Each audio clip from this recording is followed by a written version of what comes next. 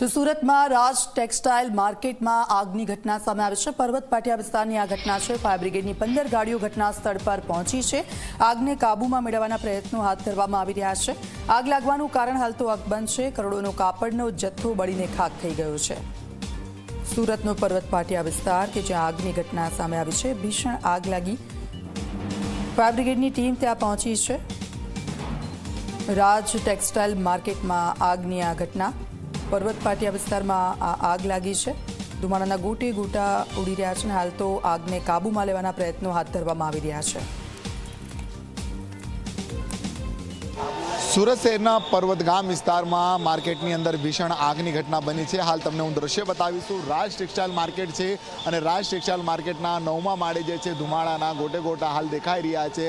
જે રીતના ફાયરને જાણ થવાની સાથે તાત્કાલિક અલગ અલગ ફાયરની 10 જેટલી ટીમો જે છે અહીંયા આવી પહોંચી છે અને લાખો કરોડો રૂપિયાનો માલ આગની ચપેટમાં જે ખાખ થઈ ગયો હોય તે રીતના દ્રશ્ય જોવા મળી રહ્યા છે। કારણ જે રીતના માર્કેટ જે છે આ ટેક્સટાઇલ માર્કેટ, કાપડ ઉદ્યોગો, અલગ અલગ કાપડની મોટી મોટી દુકાનો આવેલી છે અને वहली सवारे आ बनाव बनियो। तो फायर ऑफिसर है, चीफ फायर ऑफिसर सर, किस तरह से पूरी आग का कॉल मिला था, अभी क्या स्थिति है? करीब 7:15 बजे के आसपास फायर कंट्रोल रूम में कॉल आया था। राज टेक्सटाइल मार्केट में फायर है और इस पे 3 गेट की गाड़ियां जो नियरेस्ट फायर स्टेशन थी, Dumbhal fire station, Dindoli fire station, Maan Darwaja fire station पे यहाँ पे 6 गाड़ियाँ भेजी थी। यहाँ पे जब अधिकारी वगैरह आए तो काफ़ी डेंस स्मोक था और पूरे मार्केट में इलेक्ट्रिकल वायर में आग होने की वजह से और 3 फ्लोर पकड़ लिया था, 3rd फ्लोर, 5th फ्लोर और टॉप फ्लोर।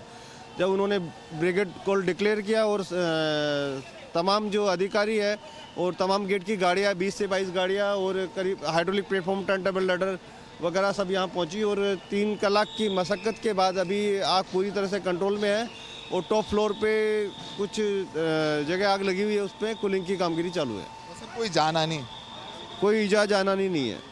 कुछ दिक्कतें भी आ रही है जिस तरह से बिल्डिंग जो स्ट्रक्चर है, किस तरह से फायर को कामगिरी करने के लिए परेशानी होने सामना करना? मटेरियल वगैरह काफ़ी डंप किया हुआ है अंदर दुकान के अंदर और बारी वगैरह में ग्लास लगने की वजह से बाहर स्मोक रिलीज नहीं हो पा रहा और ग्लास तोड़ के और वो सब स्मोक निकालने की कामगिरी चालू है अभी।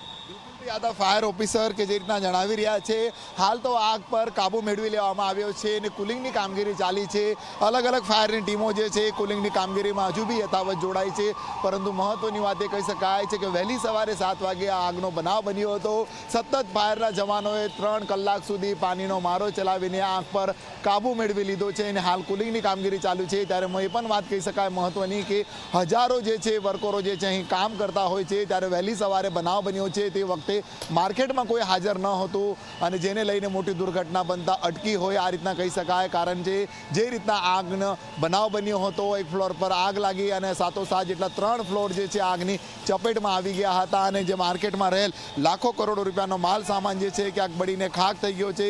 હાલ તો ફાયરની અલગ અલગ ટીમો જે છે સતત પાણીનો મારો ચલાવીને કુલિંગની કામગીરી કરી રહી છે। કેમેરામેન વિજયભાઈ સાની સાથે પ્રશાંત દિવેરે, જે મીડિયા, સુરત।